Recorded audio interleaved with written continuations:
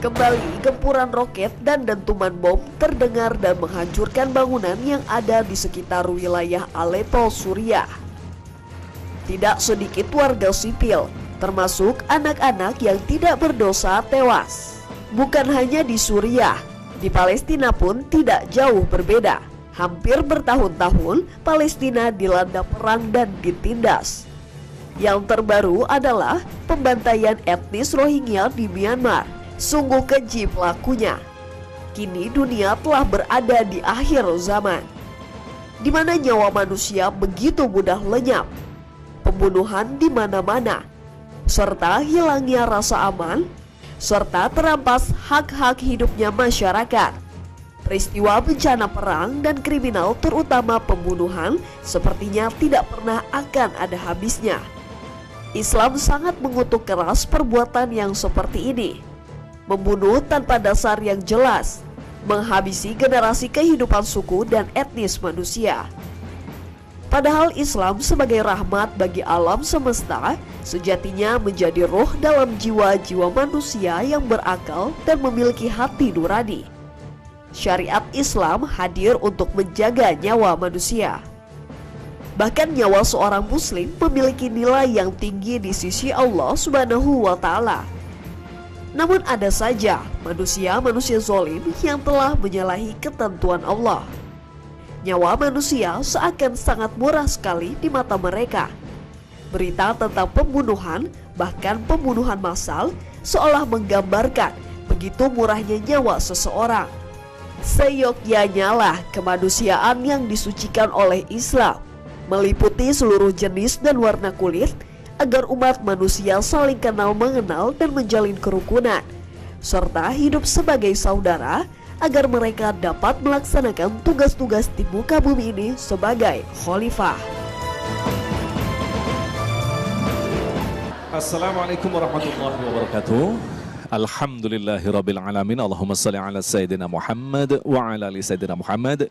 Kita berjumpa kembali dalam Damai Indonesiaku yang dipersembahkan oleh Sarung Wadimor. Kali ini kita bersiaran secara langsung dari Masjid Yayasan At-Taqwa, Kampung Pondok Soga, Desa Pantai Hurib, Babelan, Bekasi, Jawa Barat. Pemirsa yang dirahmati Allah, seperti yang kita saksikan dalam tayangan pembuka tadi, semakin menegaskan bahwa sesungguhnya kita berada di akhir zaman. Rasulullah jauh-jauh hari, beberapa abad yang lalu, mengatakan kepada kita bahwa kelak di akhir zaman akan terjadi pembunuhan.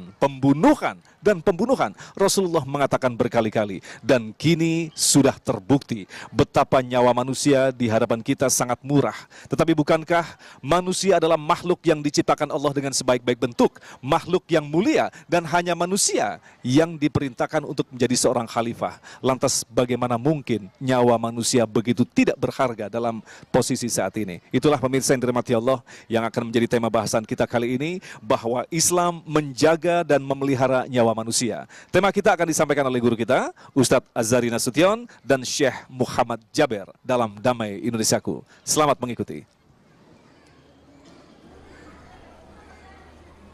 Allahumma rahamna bil Qur'an waj'alhu lana imama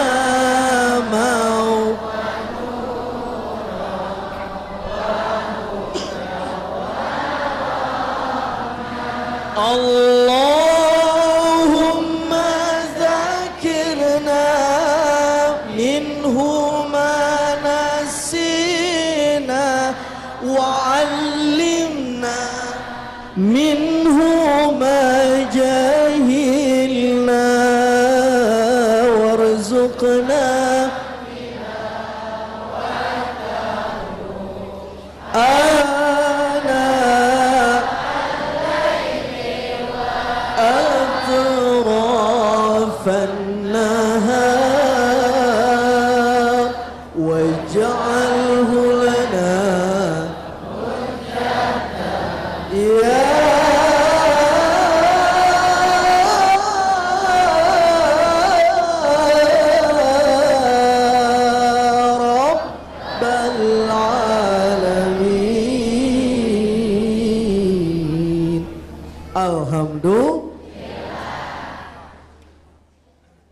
Assalamualaikum warahmatullahi wabarakatuh.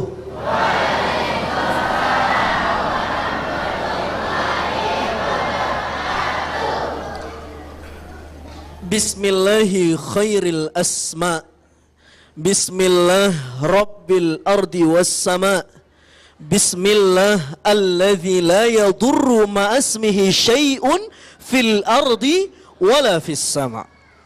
Wa usalli wa usallim ala sayyidina Muhammadin al-Mustafa wa ala alihi wa ashabihi min ahli sidqi wal wafa. Siyadatul asatidah asy-syurafa wa sa'adatul ulama'il fudala wa fadilatul umara'il kurama wa jami'il adirin al-ahibba'il a'izza. Faya ayyuhal musyahidun al-kiram rahimakumullahu ta'ala. Allahu jalla wa ala qad qala fi kitabihil karim. A'udzu billahi minasy syaithanir rajim. Bismillahirrahmanirrahim. وَإِذْ قَالَ رَبُّكَ لِلْمَلَائِكَةِ إِنِّي جَاعِلٌ فِي الْأَرْضِ خَلِيفَةً قَالُوا أَتَجْعَلُ فِيهَا مَن يُفْسِدُ فِيهَا وَيَسْفِكُ الدِّمَاءَ وَنَحْنُ نُسَبِّحُ بِحَمْدِكَ وَنُقَدِّسُ لَكَ قَالَ إِنِّي أَعْلَمُ مَا لَا تَعْلَمُونَ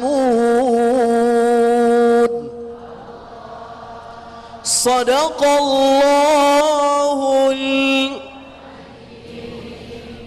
Alhamdulillah.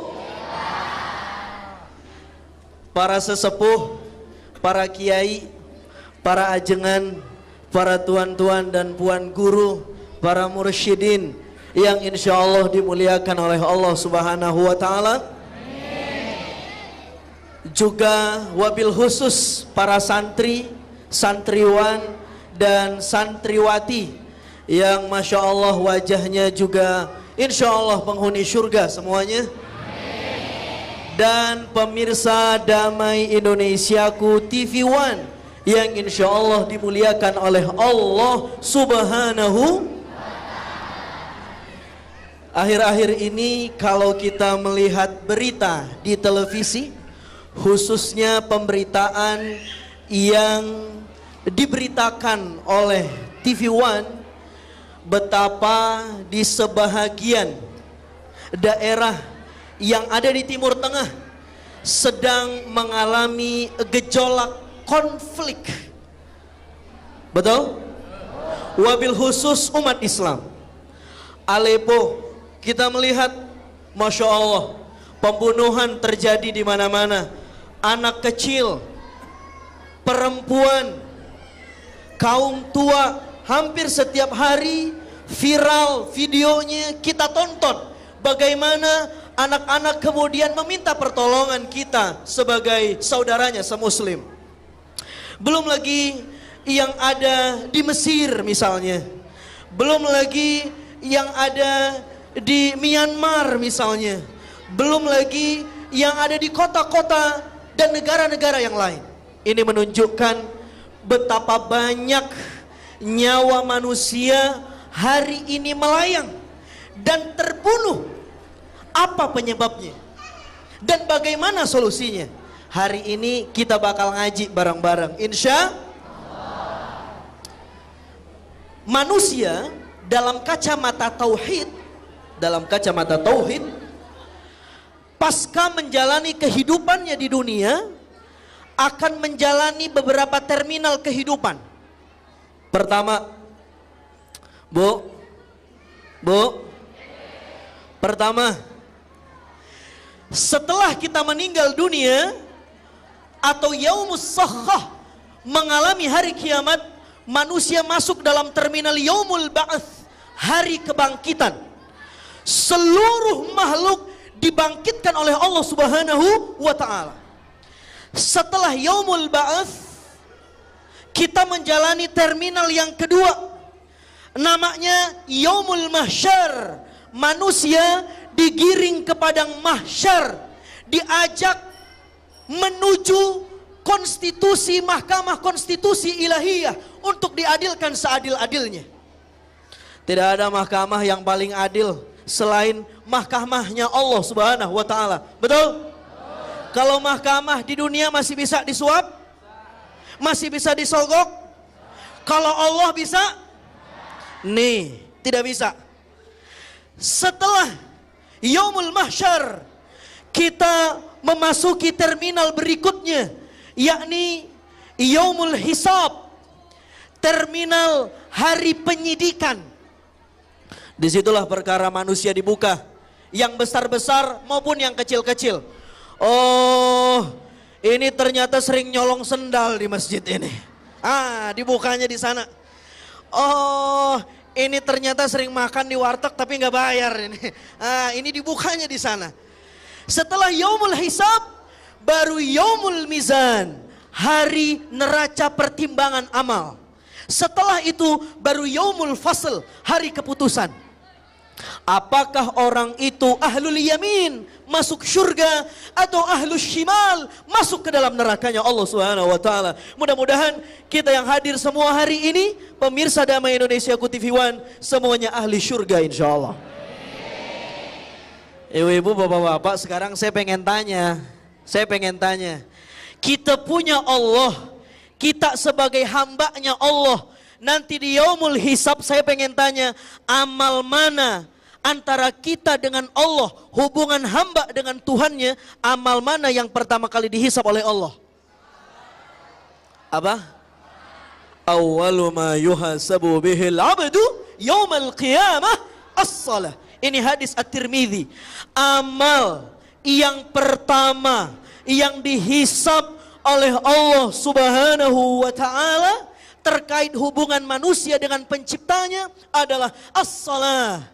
Satu. Pertanyaan kedua, kalau hubungan antara kita dengan Allah, amal yang pertama kali dihisab adalah salat, maka pertanyaan kedua, kita ini pan hidup bukan antara kita sama Allah aja, betul apa betul? Kita punya tetangga, betul? Ada manusia di samping kita, betul?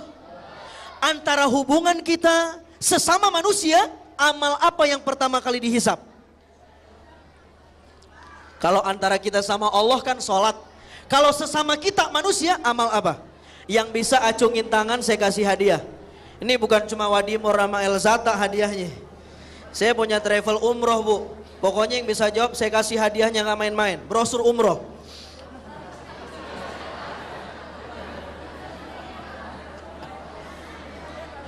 Apa? Amal yang pertama kali dihisab? Awalu ma yuqda bainan nas, kata Bukhari Muslim, yang dinukilkan dari sabda Rasulullah sallallahu alaihi wasallam, amal pertama yang pertama kali dihisab, diputuskan perkaranya, amal terkait sesama antar manusia apa? Yaumul qiyamah, di hari kiamat, ad-dima, pembunuhan. Ini amal yang pertama. Jadi orang kalau tahu hadis ini, dia nggak bakal semena-mena gemunuh nyawa yang nggak punya salah, yang nggak punya sebab untuk dibunuh. Kita sedih. Ayo sama-sama kita berdoa, mudah-mudahan saudara-saudara kita yang ada di Aleppo, yang ada di Mesir, yang ada di Myanmar, yang ada di mana-mana, di Suriah, di Palestina, semuanya mudah-mudahan sudahlah gencatan senjata lah. Tidak ada lagi pembunuhan. Kita berharap tidak ada lagi penganiayaan, apapun masalahnya dan bagaimanapun sebabnya. Insya Allah, amin ya Rabbal. Karena ini dosa yang terbesar. Apalagi sampai membunuh anak. Ya Allah. Tahu gak? Di dalam surah At-Takwir itu ketika yaumul hisab akan ditanya, wa idzal mau'udatu su'ilat, akan ditanya, hai, kenapa engkau bunuh anak-anak itu dulu di dunia? Apa kesalahan yang mereka lakukan? Ditanya. Dulu orang Arab kalau dapat bayi perempuan, mau udah dia kubur hidup-hidup. Dia nggak suka punya bayi perempuan, pengennya bayi laki-laki, Pak.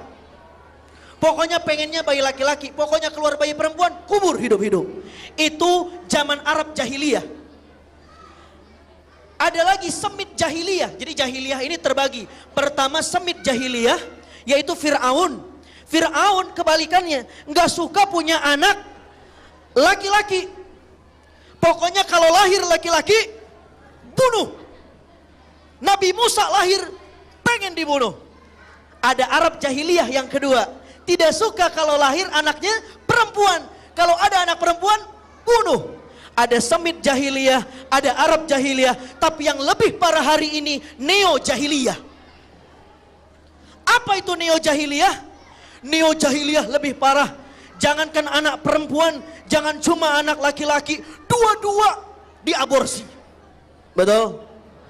Ini berarti lebih jahiliyah daripada yang namanya Fir'aun dan daripada yang namanya Arab jahiliyah. Wa idzal mau'udatu su'ilat.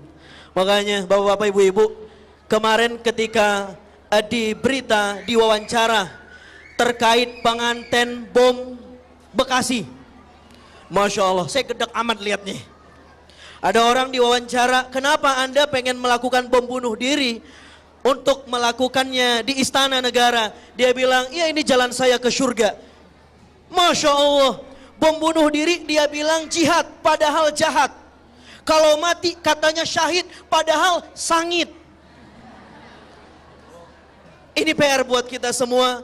Dan dosa membunuh nyawa yang tak bersalah, baik yang muslim maupun yang non muslim, itu tidak dibenarkan oleh agama. Dan itu bukan akhlak agama kita.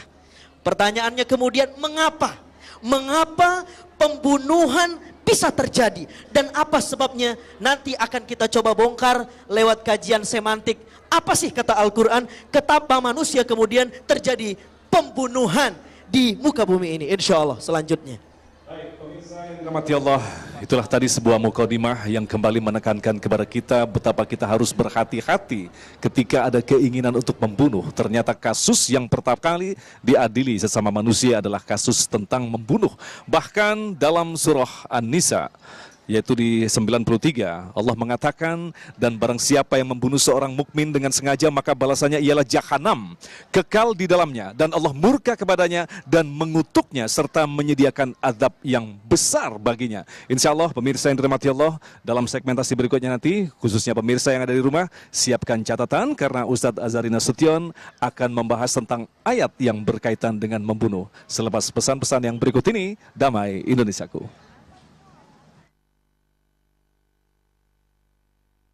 والذين لا يدعون مع الله إلها آخر ولا يقتلون النفس التي حرم الله إلا بالحق ولا يزنون ومن يفعل ذلك يلقى أثاما.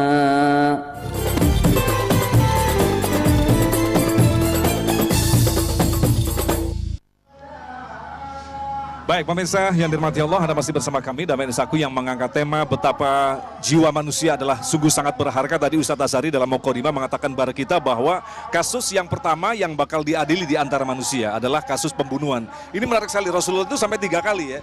Akhir zaman nanti akan ada pembunuhan. Betapa pembunuhan ini bukan perkara yang gampang sekali. Nah Ustadz Azhari, ayat yang bakal kita tadabbur, silakan pemirsa yang di rumah untuk membuka di Al-Baqarah surah 30. Ini adalah ayat yang sangat luar biasa sekali. Ustadz Azhari nanti akan menjelaskan secara semantik. Nah, ini pertanyaan yang menarik sekali. Ketika Allah berkehendak menciptakan, menurunkan manusia sebagai khalifah, malaikat itu sempat bertanya Ustadz Azhari, kenapa Allah harus menurunkan nanti makhluk yang bakal bunuh-bunuhan? Artinya malaikat dari awal sudah mengetahui. Seperti Ustadz Azhari katakan tadi, malaikat itu kan nggak punya nafsu, mestinya nggak usah banyak bertanya di situ. Tafadhol, gimana penjelasannya? Siap, bismillahirrahmanirrahim. Pemirsa silakan yang punya Quran, buka Qurannya surah Al-Baqarah pada ayat ke-30. Ayat ini sangat masyhur, sangat terkenal dan sering kita baca. Wa idh qala rabbuka lil malaikah inni ja'ilun fil ardi khalifah. Dan ingatlah ketika Allah Subhanahu wa taala Tuhanmu berfirman kepada para malaikat, sesungguhnya aku akan menjadikan khalifah di permukaan bumi ini. Lalu kemudian malaikat mengatakan, ataj'alu fiha man yufsidu fiha wa yasfiku dima wa nahnu nusabbih bihamdik wa nuqaddisu lak qala inni a'lamu ma la ta'lamun. Biasanya terjemahannya begini, Allah hendak menjadikan khalifah, Mas Agung. Lalu malaikat bilang, mengapa kamu ingin menjadikan khalifah ya Allah? Padahal wa nahnu nusabbih bihamdik wa nuqaddisu lak, kami sudah bertasbih, bertahmid dan mensucikanmu. Biasanya ataj'alu ini diartikan mengapa. Kalau diartikan mengapa, berarti ada kesan bahwa malaikat punya kehendak, punya nafsu untuk protes kehendak Allah. Padahal kan di ayat yang lain dijelaskan nih. Ayatnya adalah malaikat itu fitrahnya la ya'sunallaha ma amarahum wa yaf'aluna ma yu'marun. Dia manut saja apa kata Allah, taat saja apa kata Allah. Muta'in thamma amin. Dia itu ditaati lagi terpercaya karena dia juga mentaati perintah Allah. Itu sifat malaikat. Kenapa malaikat protes? Ternyata para ulama mengatakan artinya hamzah di sini bukan mengapa, tapi apakah. Masya Allah. Kalau apakah berarti maknanya bukan protes tapi konfirmasi. Sehingga begini maknanya, apakah engkau ingin menjadikan seorang makhluk yang kalau makhluk itu ada, mereka melakukan kerusakan dan pertumpahan darah di muka bumi. Jadi bukan malaikat protes, tapi mengkonfirmasi, emang benar ya Allah, kamu ingin menjadikan makhluk. Jadi bukan protes, tapi mengkonfirmasi. Itu yang pertama. Ini banyak sekali masalah dalam ayat ini. Lalu, jadi sudah jelas tidak ada kontradiktif antara satu ayat dengan ayat yang lain. Yang kedua, Al-Malaikah. Al-Malaikah ini para mufasir sering mengartikannya sebagai pengganti Tuhan. Khalifah, wakil Tuhan, mandataris Tuhan, kira-kira begitu. Pertanyaannya, yang namanya wakil harusnya satu level sama yang diwakilin. Masa kita satu level sama Allah? Emang benar mana Al-Malaikah itu di sini adalah pengganti atau jangan-jangan ada tafsiran yang lain? Lantas bagaimana tafsirannya, Ustaz? Ada doa begini, kalau kita berpergian doanya begini, ya Allah, antas sahibus safar. Ya Allah, kamu itu teman kami dalam perjalanan. Dan wa anta al-khalifatu fil ahl. Dan kamu itu pengganti kami ketika di dunia. Justru sebenarnya Allah yang pengganti manusia. Karena manusia tidak punya kemampuan untuk menjalani tugas-tugasnya kalau bukan karena pertolongan Allah. Jadi kalau begitu, malaikah di sini maknanya apa? Maknanya adalah makhluk yang berkembang secara degeneratif. Dia berkembang terus menerus. Kita menggantikan ayah kita, menggantikan kakek kita menggantikan sampai Nabi Adam alaihi salatu wassalam. Bernasab di situ ya. Permasalahannya begini.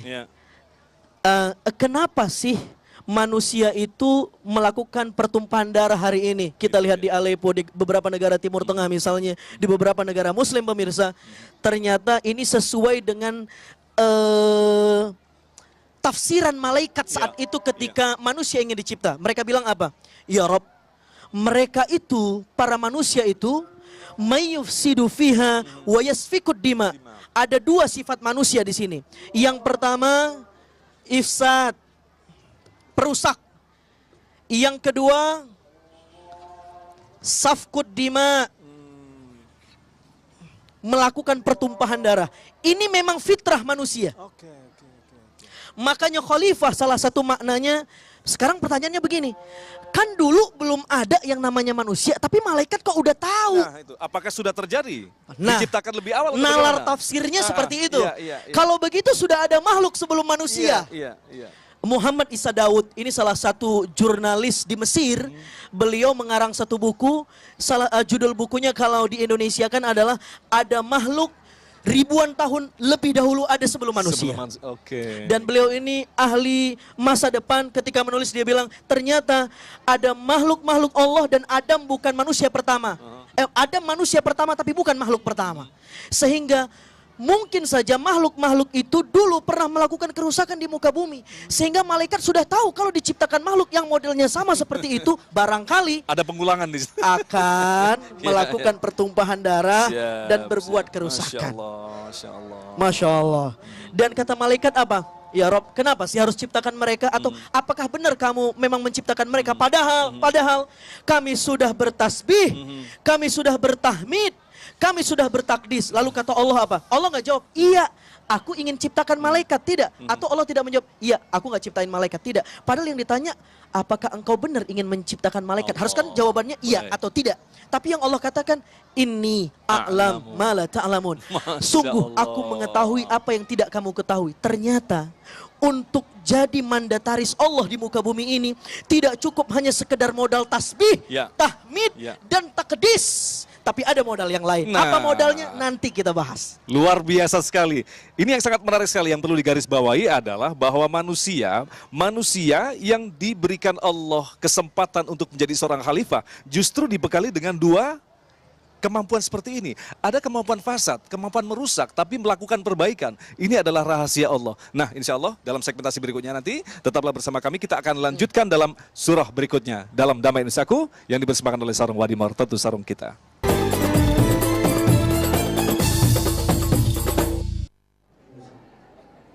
Bismillahirrahmanirrahim. Jamaah Damai Indonesiaku TV One yang insya Allah dimuliakan oleh Allah Subhanahu wa Ta'ala. Amin ya Rabbal. Lanjut. Tadi kita sudah bahas. Ternyata kalau kita bertanya, kenapa hari ini banyak orang yang cinta damai, tapi semakin banyak perang gitu. Perang semakin ramai. Kata lagunya kan begitu. Kenapa manusia kemudian terjadi pembunuhan, peperangan, betul? Ternyata asumsi malaikat sudah benar bahwa manusia itu punya dua sifat.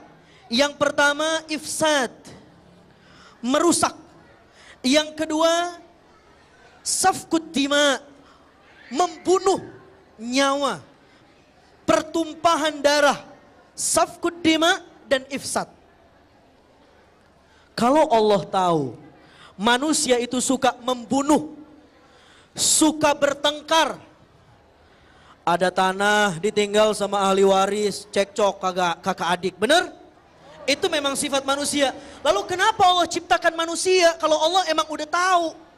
Jawabannya, inni a'lamu ma la ta'lamun. Jangankan kita, malaikat saja tidak tahu hakikatnya. Karena Allah yang lebih tahu apa yang tidak kita ketahui. Bahkan apa yang kita ketahui, betul? Pertanyaannya kemudian, Ustadz, bagaimana caranya manusia yang punya sifat bawaan bertengkar dan membunuh itu bisa terkontrol sifat buruknya sehingga tidak membunuh tetapi mengembang biakkan bumi semesta ini? Tidak hanya sekedar mengalami pertengkaran, tapi memakmurkan dunia ini. Imaratul ard.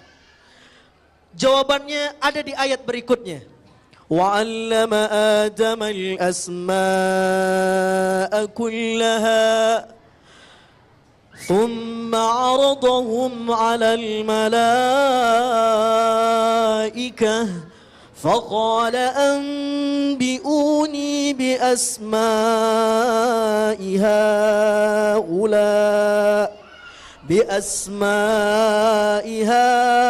هؤلاء إن كنتم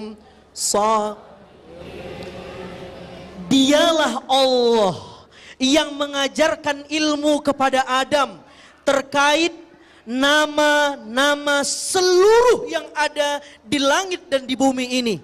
Kemudian ilmu yang sudah ditransformasi oleh Allah kepada Adam itu diberitahukan kepada para malaikat. Dan Allah Subhanahu wa ta'ala berfirman kepada malaikat. Apa firman Allah? Allah berkata, ambiuni bi asma'i haula'i in kuntum shadiqin. Coba kamu sebutkan nama-nama ini kalau kamu memang lebih tahu daripadaku. Apa jawaban malaikat? Qalu subhanak, maha suci engkau ya Allah. Subhanaka ilma lana illa ma 'allamtana innaka antal alimul hakim. kami nggak tahu apa-apa, engkau yang tahu apa-apa. Betul? Lihat, setelah Allah menciptakan Adam, khalifah yang mempunyai sifat ifsad dan safkud dima, apa yang Allah lakukan? Wa 'allama Adam. Allah mengajarkan Adam dengan ilmunya. Jadi kuncinya mah satu, kalau manusia punya ilmu, nggak bakal berantem. Betul? Cocok? Kalau manusia punya ilmu, nggak bakal bertengkar. Bener? Orang tua hartanya banyak, anaknya juga banyak. Ketika meninggal, bingung, anaknya berantem. Kata yang satu, enak aja, pokoknya nggak bisa, pokoknya harus dibagi rata.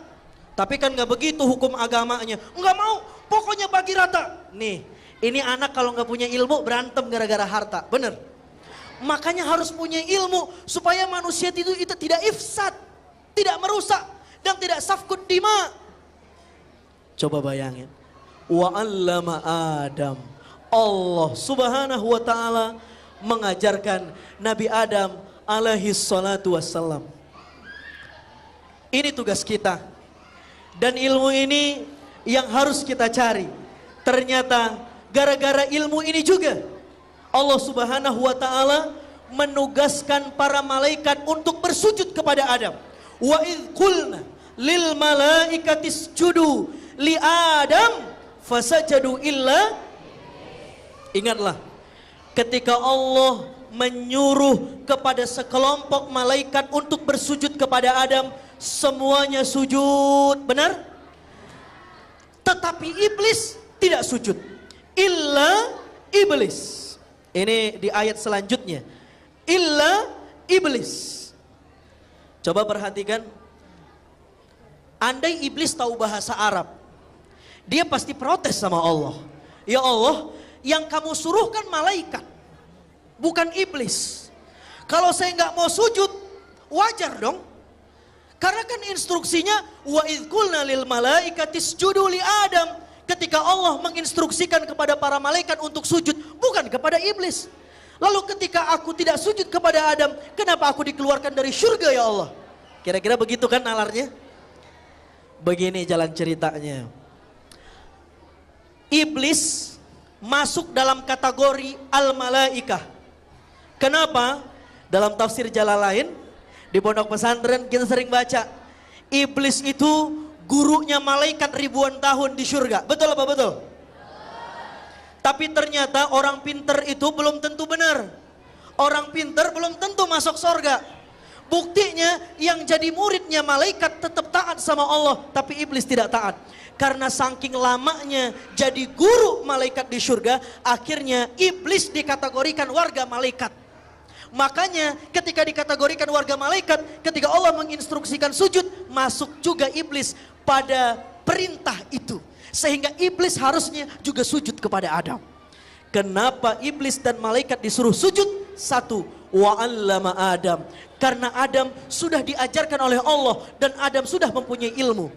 Kalau manusia punya ilmu, tidak akan terjadi percekcokan, tidak akan terjadi pertengkaran, tidak akan terjadi pertumpah darahan. Kenapa? Karena ilmu yang menjadi imamnya. Saya kira ini mudah-mudahan bermanfaat. Insya Allah setelah ini kita bakal dengar guru kita yaitu Syekh Muhammad Jabir. Silakan Mas Agung. Baik, terima kasih Ustaz Azhari. Pemirsa yang dirahmati Allah, sekali lagi bersyukurlah kita dipilih Allah menjadi makhluk yang disebut dengan makhluk manusia yang dititipkan ilmu, diajarkan nama-nama. Dengan demikian kita mampu membedakan secara jelas di mana kebaikan dan keburukan, tidak seperti makhluk-makhluk yang lainnya. Insya Allah dalam segmentasi berikutnya nanti kita akan kembali simak fatwa dan dakwah yang akan disampaikan Ustadz Abdurrahman Nafis selepas pesan-pesan yang berikut ini. Damai Indonesiaku. ومن يقتل مؤمنا متعمدا فجزاؤه جهنم خالدا فيها وغضب الله عليه ولعنه وأعد له عذابا عظيما.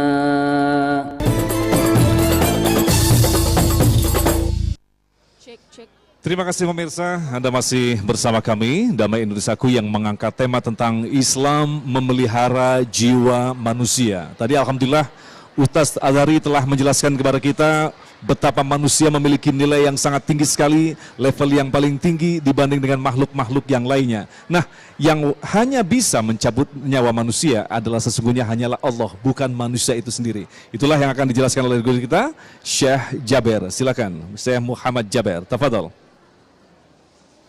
Bismillahirrahmanirrahim. Alhamdulillahi Rabbil Alamin. Allahumma salli wa sallim wa barik wa an'im ala Sayyidina wa Habibina Muhammad wa ala alihi wa sahbihi ajma'in. Amma ba'd. Pemirsa Damai Indonesiaku TV One di mana Anda berada, Assalamualaikum warahmatullahi wabarakatuh.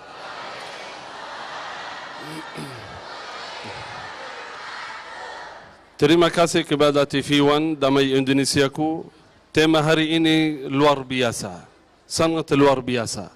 Tema hari ini bukan hanya untuk umat Indonesia, umat Islam di Indonesia, tetapi untuk seluruh umat manusia. Karena agama Islam menjaga nyawa seluruh umat manusia, bukan agama Islam untuk menjaga umat Islam atau menjaga urusan orang Muslim. Sebagaimana Rasulullah sallallahu alaihi wasallam bersabda, barang siapa, ini salah satu contoh agama Islam menjaga nyawa seluruh umat manusia. Rasulullah sallallahu alaihi wasallam bersabda, barang siapa yang membunuh orang lain non muslim tidak akan masuk surga, tidak akan cium bau surga. Itu artinya apa? Tidak boleh walaupun beda agama, tidak boleh walaupun beda mendapat atau beda pemahaman, kita tetap hormati orang lain, kita tetap hormati orang lain, tidak boleh menghina, tidak boleh membunuh orang lain. Di agama Islam ada 5 hal, 5 pokok yang harus kita semuanya belajari. Yang pertama, menjaga agama. Yang kedua, menjaga nyawa, hifdhud dini wa hifdhun nafsi wa hifdhul aqli wa hifdhul mal wa hifdhun nasab. 5 pokok. Yang pertama, menjaga agama. Yang kedua, menjaga nyawa.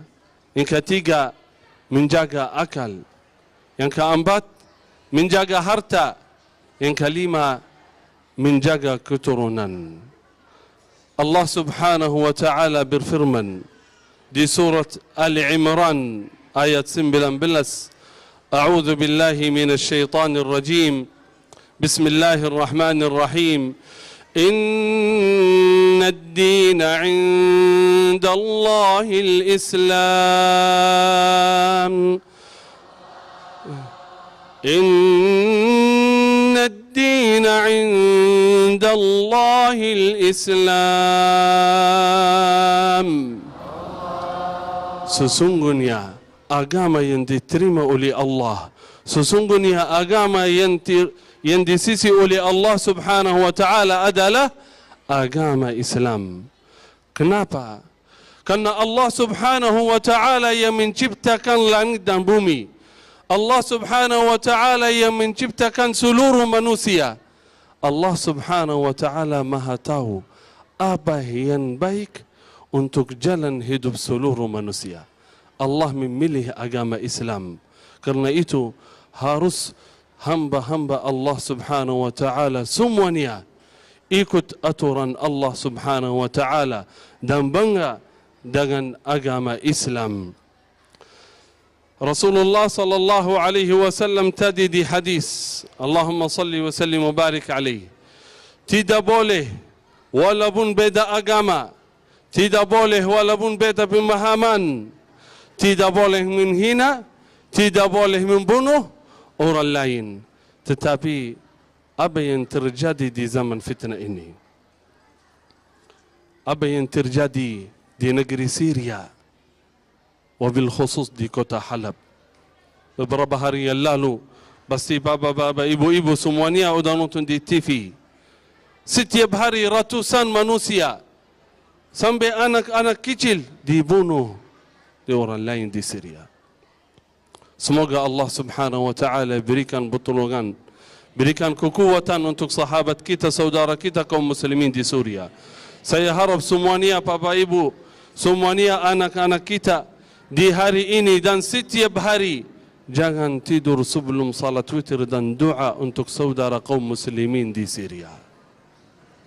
Allahumma ansuril mujahidin, Allahumma ansuril mujahidin fi Suria, Allahumma a'izzal Islam wal muslimin fi Suria wa fi kulli makan waj'al lahum mimma hum fihi farajan wa makhraja. Amin, amin ya rabbal alamin. Ya pemirsa yang dirahmati Allah, itulah tadi sebuah paparan dari Syekh Muhammad Jabber yang sangat luar biasa sekali. Penekanan kepada kita untuk menjaga 5 hal yang telah dijelaskan tadi. Yang pertama adalah menjaga nama, nyawa, anak, harta, dan keturunan. Sekali lagi ternyata manusia memiliki posisi yang sangat tinggi sekali dibandingkan dengan makhluk-makhluk lainnya. Nah, insya Allah dalam segmentasi yang berikutnya nanti, Syekh Muhammad akan menjabarkan sebuah surah yang selalu kita dengar bahwa manusia diciptakan dalam sebaik-baik bentuk. Laqad khalaqnal insana fi ahsani taqwim. Apa makna daripada sebaik-baik bentuk? Tetaplah bersama kami. Damai Indonesiaku.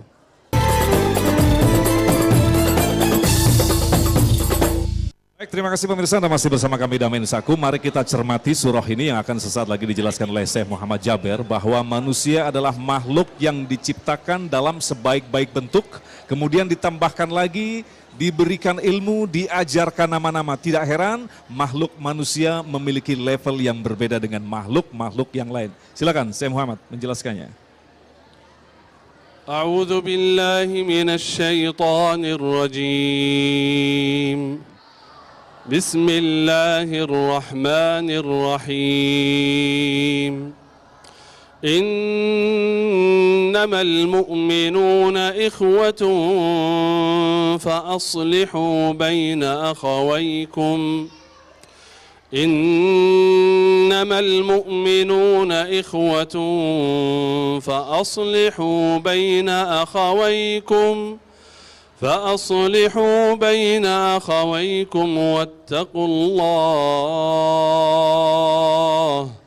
واتقوا الله لعلكم ترحمون. Seluruh mukminin saudara, seluruh umat Islam, seluruh kaum mukminin muslimin di atas bumi ini jadi ikhwah. Tidak boleh seorang pun membunuh orang lain. Sebagaimana Rasulullah sallallahu alaihi wasallam bersabda, akbarul kabair qatlun nafs. Dosa yang paling besar membunuh orang lain. Itu yang tadi sebutkan 5 hal atau 5 buku, 5 asas yang di dalam agama Islam tidak boleh membunuh orang lain, bukan orang Muslim, walaupun beda agama, walaupun beda pemahaman. Karena Rasulullah sallallahu alaihi wasallam bersabda di hadis yang sahih di riwayat Imam Bukhari, man qatala dhimmiyan aw muahadan lam yarih raihatal jannah. Barang siapa yang membunuh orang Yahudi atau Nasrani yang terikat berjanjian sama Islam dengan Islam, tidak akan masuk surga. Itu bersama orang Yahudi atau Nasrani. Bagaimana orang Muslim? Sebagaimana membunuh orang Muslim? Sekarang di zaman fitnah yang terjadi di beberapa negara, orang Muslim membunuh orang lain. La haula wa la quwwata illa billahil aliyyil azim. Karena itu harus kita belajari agama kita. Inna ad-dina 'inda Allahil Islam. Agama kita, Allah subhanahu wa ta'ala menajarkan ke kita, harus kita menghormati orang lain. Agama Islam begitu mulia. agama Islam begitu sempurna. Bukan kata orang Muslim saja, orang Barat juga dia berkata. Ada namanya orang namanya Charles. Beliau berkata Islam, agama Islam, walaupun dia bukan orang Muslim, beliau berkata agama Islam mengajarkan kita untuk jalan hidup di dunia ini. Berarti Allah subhanahu wa ta'ala yang menciptakan dunia ini, Allah subhanahu wa ta'ala yang menciptakan langit dan bumi, Allah subhanahu wa ta'ala menciptakan seluruh makhluk. Kita milik Allah, seluruh makhluk milik Allah. Tidak boleh seorang pun menghina atau cabut atau membunuh roh orang lain, karena kita bukan milik kita. Sampai roh kita sendiri bukan milik kita, milik Allah subhanahu wa ta'ala. Tidak boleh kita sendiri cabut roh kita. Tidak boleh kita sendiri cabut nyawa kita, apalagi orang yang lain. Allahu Akbar. Kita ulangi lagi, kita ingatkan lagi seluruh umat Islam di Indonesia. Harus kita, habis yang saya sampaikan dari saya atau dari Ustaz Azhari, harus kita bangga dengan agama kita. Bangga, itu aturan Allah subhanahu wa ta'ala. Islam agama yang mulia, harus kita bangga, ridha dengan agama Islam. Ada salah satu zikir yang saya harap semuanya hafal dan baca rutin zikir itu. Raditu billahi rabba wa bil islami dina wa bi Muhammadin sallallahu alaihi wasallam nabiyyan wa rasulah. Aku ridha Allah sebagai Tuhanku, aku ridha Islam sebagai agamaku, aku ridha Muhammad sallallahu alaihi wasallam sebagai Nabi dan Rasulku. Bukan hanya ucapan, tetapi dengan bangga agama Islam menghormati seluruh umat manusia. Ayo kita bersama-sama. Itu salah satu zikir pagi dan sore yang harus kita jaga dan baca rutin. Dan kita baca dengan iman dan yakin. Kita baca dengan bangga. Agama kita alhamdulillah agama yang mulia, agama yang sempurna. Raditu billahi rabba. Ayo kita bersama-sama. Raditu billahi rabba wa bil islami dina wa bi Muhammadin sallallahu alaihi wasallam nabiyyan wa rasula. 3 kali pagi, 3 kali sore. Keutamaannya apa? Barang siapa yang baca doa ini, ngerti makna, fahami, aku ridai Allah subhanahu wa ta'ala sebagai Tuhanku. Aku ridha Islam sebagai agamaku. Aku ridha Muhammad sallallahu alaihi wasallam sebagai Nabi dan Rasulku. Dengan iman, barang siapa yang baca doa ini, Allah subhanahu wa ta'ala berikan aman dan iman dan ketenangan dengan agama. Raditu billahi rabba wa bil islami dina wa bi Muhammadin sallallahu alaihi wasallam nabiyyan wa rasula. Raditu billahi rabba وبالإسلام دينا وبمحمد صلى الله عليه وسلم نبيا ورسولا. رضيت بالله ربا وبالإسلام دينا وبمحمد صلى الله عليه وسلم Nabiya wa Rasula. Ada tambahan dari Ustaz Azhari? Ya, Masya Allah, subhanallah. Adem gak dengar Syekh? Damai hatinya? Sejuk? Utang lunas? Innamal mu'minuna ikhwah. Orang-orang beriman itu kata Al-Quran bersaudara. Tadi Syekh bacain ayat buat kita, Masya Allah. Orang-orang beriman itu bersaudara. Al-ikhwah itu artinya saudara. Kata dasarnya ini akhun. Ya Syekh, benar? Akhun, akhi, saudaraku. Jamaknya ada dua. Ada ikhwah, ada ikhwan. Perbedaannya apa? Dua-duanya artinya sama-sama saudara, tapi ada perbedaannya.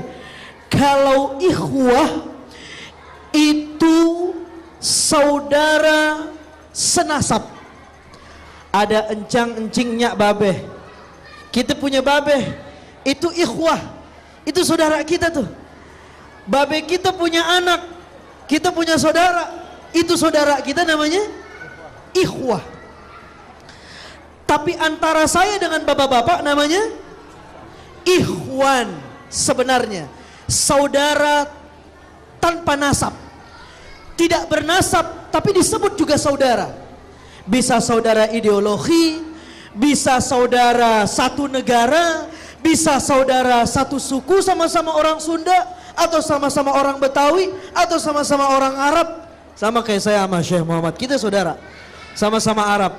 Lo beliau Arab beneran, saya Arab maklum. Ikhwan, saudara. Tapi kalau saya dengan adik saya nyebutnya ikhwah. Kalau saya sama Syekh Muhammad Jaber disebut ikhwan. Tapi lihat, hebatnya Al-Quran menyebut orang beriman itu ikhwah. Harusnya ikhwan. Karena kan kita tidak satu nasab, bener. Saya satu nasab gak sama bapak?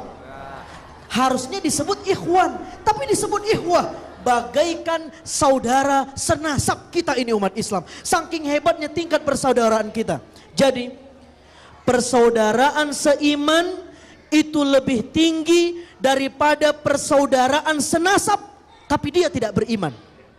Saya ulangin, persaudaraan seiman itu derajatnya lebih tinggi daripada persaudaraan walaupun senasab tapi tidak beriman. Makanya orang yang mubadzir, innal mubadzirin kanu ikhwana syayatin. Orang yang mubadzir itu saudaranya setan, ikhwannya setan, bukan ikhwahnya setan. Karena ikhwan itu maknanya saudara ideologi, sifatnya sama kayak setan, sama-sama suka mubadzir, maka diungkap dengan kata ikhwan.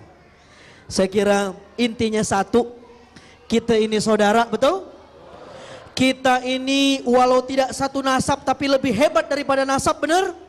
Untuk itu janganlah kita bermusuhan dan janganlah kita bertengkar. Kita terima kasih sama Syekh Muhammad Jaber sudah memberikan Masya Allah satu ayat yang luar biasa dan ilmu buat kita pada sore yang penuh dengan berkah ini di Damai TV One. Amin ya Rabbal Alamin. Baik pemirsa yang dirahmati Allah, sesaat lagi pada segmentasi yang ketujuh nanti Ustaz Asari akan memberikan kesimpulan dan yang paling utama adalah di akhir acara nanti Syekh Muhammad Jaber akan memimpin doa kita semua, mudah-mudahan dari masjid yang mulia ini doa kita didengarkan oleh Allah khususon kepada saudara-saudara kita yang ada di Aleppo yang sedang mengalami sebuah ujian yang maha dahsyat.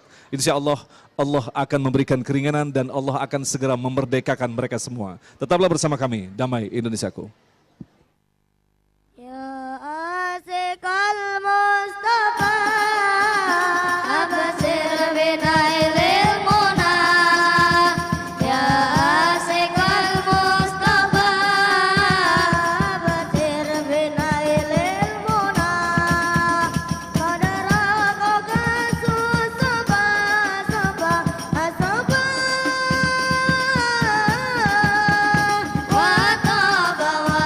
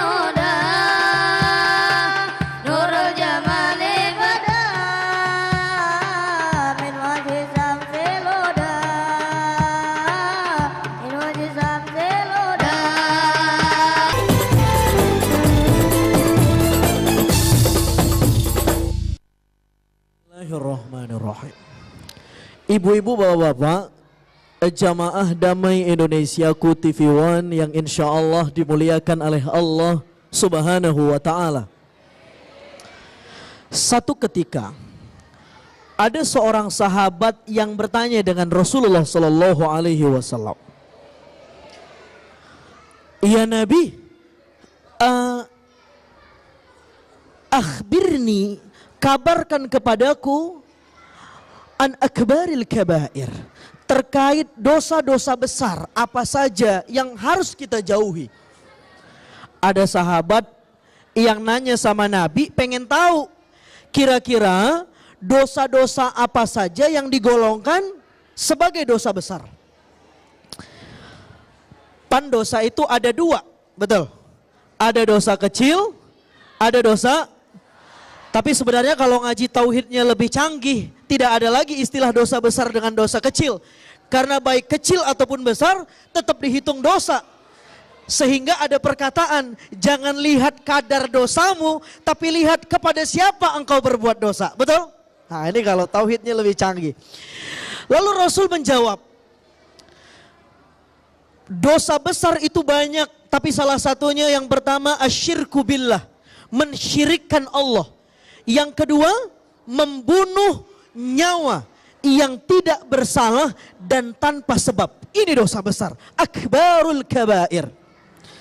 Ada kitab karya Imam Az-Zahabi, judul kitabnya Al-Kabair, ensiklopedia dosa-dosa besar. Kurang lebih ada 70 lebih dosa-dosa besar di sana.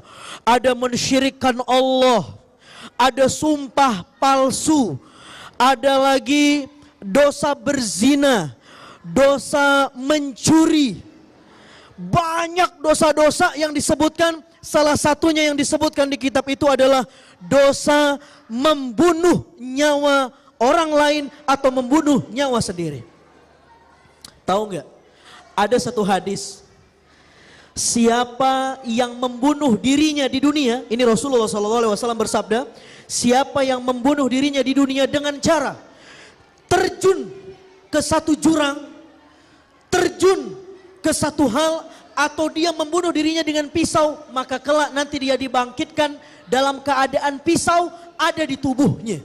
Ya Allah, kita dibangkitkan aja dari kubur udah kaget waktu itu karena yaumus sakhah, karena adanya sangkakala dari malaikat Israfil.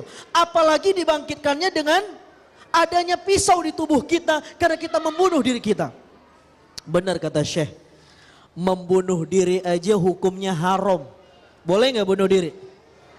Kan nyawa gua, yang punya diri gua, suka-suka hati gua dong. Begitu pemahamannya? Tidak. Nyawamu milik Tuhanmu dan akan kembali kepada Tuhanmu. Jadi kalau nyawa sendiri saja kita diharamkan membunuhnya, apalagi nyawa manusia. Betul? Makanya dalam Quran dijelaskan, man ahyaha, siapa yang menghidupkan satu jiwa, maka hakikatnya dia menghidupkan seluruh jiwa. Siapa yang ngasih pekerjaan sama satu orang, maka hakikatnya dia sudah memberi pekerjaan kepada seluruh manusia. Kebalikannya, siapa yang membunuh satu jiwa, maka hakikatnya dia juga membunuh seluruh manusia, makhluk Allah di muka bumi ini. Masya Allah, gimana dosanya itu? Maka kita berharap cukuplah sudah apa yang terjadi di beberapa negara. Beberapa negara Timur Tengah, daerah-daerah konflik hari ini. Saya kira mari kita kembali pada prinsip izzah, kemuliaan umat Islam. Tidak ada lagi pertengkaran, amin. Tidak ada lagi percekcokan, amin. Tidak ada lagi kerusuhan, amin. Tidak ada lagi persengketaan, amin. Tapi yang kita doakan adanya kedamaian, amin. Amin ya Rabbal. Ini doa kita semua dan kita berharap negara tetaplah negara. Negara tidak boleh jadi antek-antek negara lain. Negara tetaplah negara.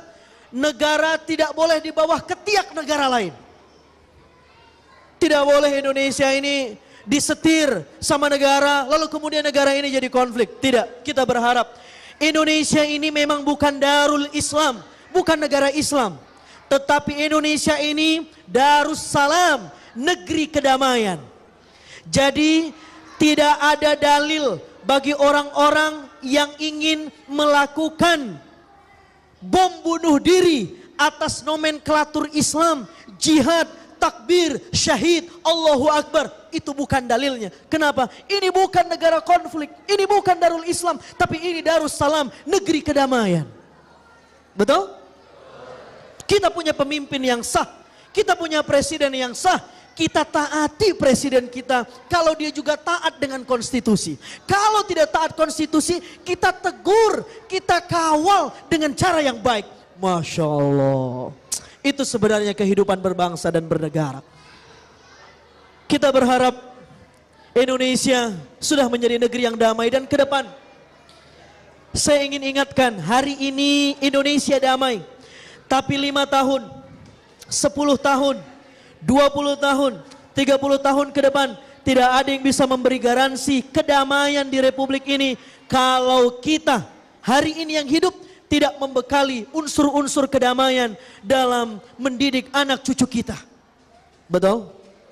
Tidak ada lagi ajaran Islam yang membolehkan menghina Tuhannya orang lain, tidak boleh. Membakar agama orang, membakar rumah ibadah, tidak. Itu bukan ajaran kita. Islam adalah agama rahmatan lil alamin. Hari ini Rabiul Awal, bulan di mana Nabi kita dilahirkan, dan salah satu fungsi dilahirkannya Nabi adalah wa ma arsalnaka illa rahmah, sebagai rahmat, dan salah satu bentuk rahmah adalah berkasih sayang tanpa ada pembunuhan yang diperbolehkan, kecuali ada orang-orang yang melanggar, benar-benar melanggar syariat Islam, benar-benar memerangi umat Islam, baru ada sebab-sebab yang membolehkan kita untuk memerangi. Itu pun dengan beberapa catatan. Saya kira ini kesimpulan yang bisa kita ambil hari ini, insya Allah. Terima kasih Ustadz Azhari. Pemirsa yang dirahmati Allah, itulah tadi kesimpulan dari tema tentang Islam menjaga jiwa manusia. Mudah-mudahan tema yang disampaikan oleh guru-guru kita tadi merupakan bahan untuk diri kita untuk terus-menerus memperbaiki diri. Sekali lagi, Damai Indonesia hadir setiap Sabtu dan Minggu dengan menghadirkan guru-guru kita yang berbagi ilmu. Tidaklah sekedar kita pahami, kita dengarkan, tetapi mari kita buktikan. Karena Islam adalah agama experience, agama yang mengalami. Akhirnya kita mendapatkan kematangan iman yang sesungguhnya. Dan insya Allah pada segmentasi terakhir nanti, di segmen 8, Syekh Muhammad Jaber akan memimpin doa. Insya Allah pemirsa yang di rumah, angkat tangan nanti, aminkan apa doa yang akan dipimpin oleh guru kita. Selepas pesan-pesan yang berikut ini, Damai Indonesiaku.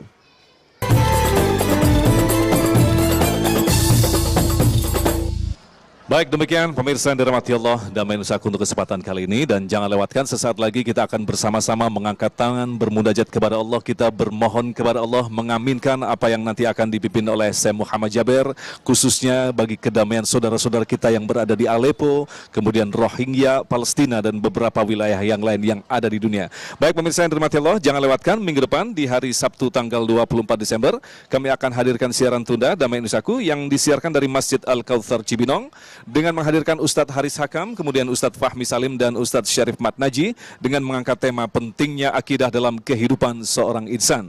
Kemudian pada hari Minggu tanggal 25 Desember dari Bumi Salawat Sidoarjo yang akan menampilkan Ustadz Khalil Nafis, kemudian Ustadz Zaitun Rasmin dan Gus Arya dengan tema yaitu konsep kedermawanan dalam Islam. Agung Isul Haq dan kerabat kerja Damai Indonesiaku serta pendukung acara ini, Sarung Wadimor, tentu sarung kita, mengucapkan terima kasih atas perhatian Anda. Assalamualaikum warahmatullahi wabarakatuh.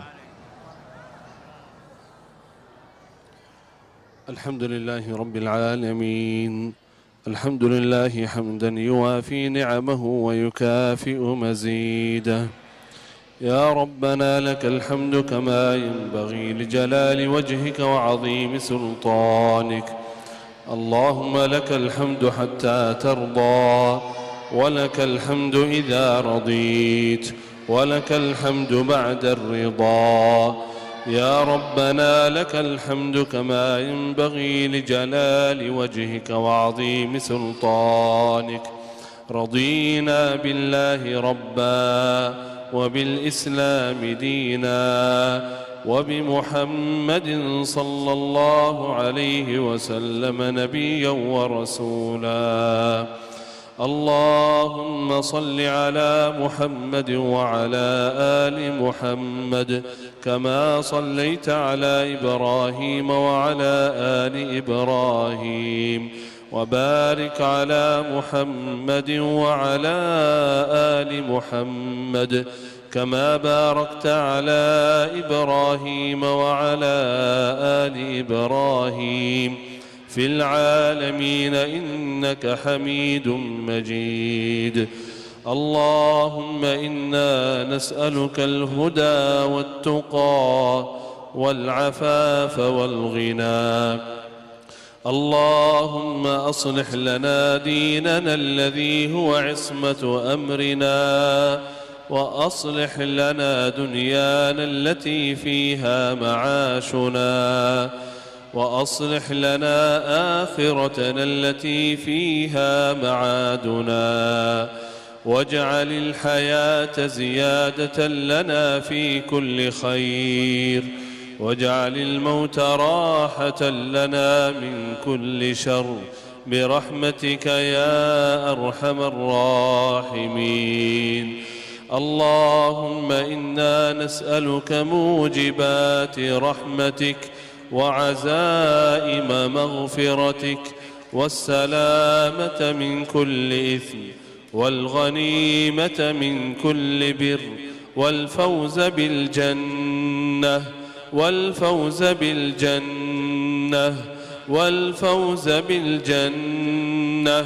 والنجاة من النار.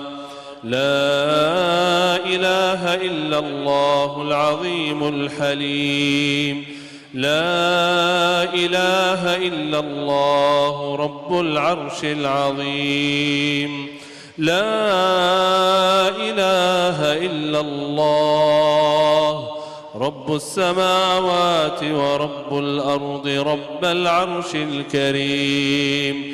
اللهم انصر إخواننا المسلمين في سوريا، اللهم انصر إخواننا المسلمين في سوريا وفي حلب وفي العراق وفي اليمن وفي كل بلاد المسلمين. اللهم قد حل بإخواننا في سوريا من البأساء والضراء ما لا يخفى عليك يا الله يا الله يا رحمن يا رحيم يا رحمن يا رحيم يا ذا الجلال والإكرام يا ذا الجلال والإكرام. اللهم أعز الإسلام والمسلمين، اللهم أعز الإسلام والمسلمين، اللهم أعز الإسلام والمسلمين. اللهم ارحم حال إخواننا في سوريا، اللهم إنهم ضعفاء فقوهم فقراء فأغنهم خائفون فأمنهم مظلومون فانتصر لهم مظلومون فانتصر لهم إنك على كل شيء قدير وبالإجابة جدير. ربنا ظلمنا أنفسنا وإن لم تغفر لنا وترحمنا لنكونن من الخاسرين. ربنا آتنا في الدنيا حسنة وفي الآخرة حسنة وقنا عذاب النار.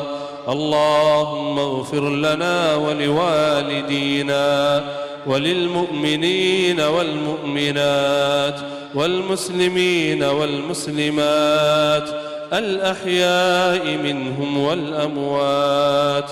ربنا تقبل منا إنك أنت السميع العليم وتب علينا إنك أنت التواب الرحيم. وصل اللهم وبارك على سيدنا وحبيبنا محمد وعلى آله وصحبه أجمعين.